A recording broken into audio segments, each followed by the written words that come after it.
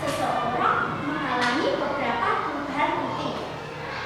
Di antaranya, 1. Perubahan bentuk atau anatomi tubuh. Perubahan ini biasanya ditandai dengan perubahan suara, pembesaran otot pinggul dan dada, peningkatan kelenjar minyak dan mudah berjerawat. 2. Perubahan bentuk. 2. Perubahan faali atau fungsi tubuh.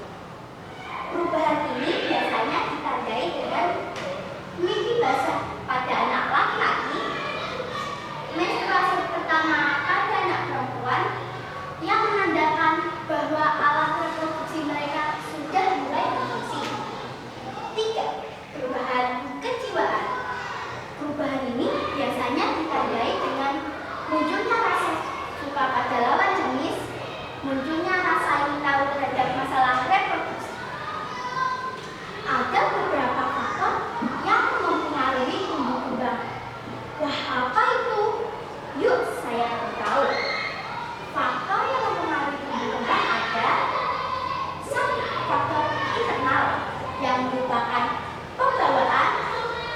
2. Faktor eksternal yang mencakup kesehatan, gizi, dan lingkungan sekitar. Mau itu lingkungan sekolah, teman sebaya, atau teman sekolah.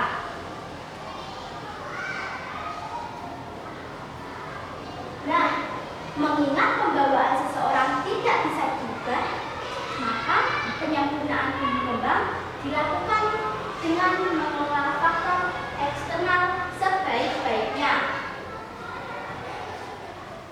Ada beberapa risiko yang dapat ditimbulkan pada fase anak-anak remaja. Rasa rendah diri yang berlebihan, kesulitan menyesuaikan diri terhadap lingkungan. Nah, resiko tersebut dapat menimbulkan perilaku yang kurang normal, seperti membunuh diri, tersinggung, merokok, mabuk-mabukan, dan memakai narkoba. Waduh, berbahaya sekali ya teman-teman. Lalu, bagaimana agar tetap terhindar dari dampak negatif tersebut? Tenang-tenang, saya ada tipsnya. Tipsnya adalah meningkatkan ibadah dan mensyukuri nikmat Tuhan, berbagi cerita kepada teman atau sahabat, mencari potensi diri, menyalurkan diri pada hal-hal positif seperti ibadah, olahraga, dan kesenian.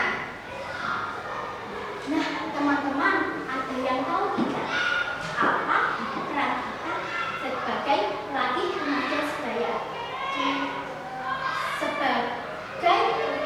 Sebagai pelatih remaja sebaya, kita menjadi pendengar keluhan para remaja, meningkatkan motivasi untuk berprestasi di kalangan remaja lainnya, dan yang tidak kalah penting, kita bisa menjadi contoh atau panutan yang baik untuk para remaja lainnya.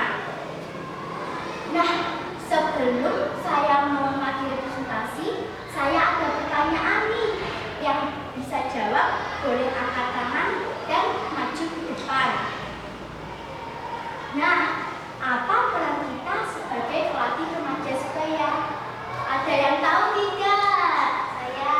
Ya, apa? Menjadi pendengar keluhan para remaja.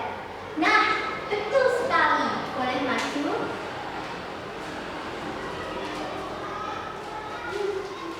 Asik ya. Demikian presentasi dari saya. Kurang lebihnya mohon maaf. Jalan-jalan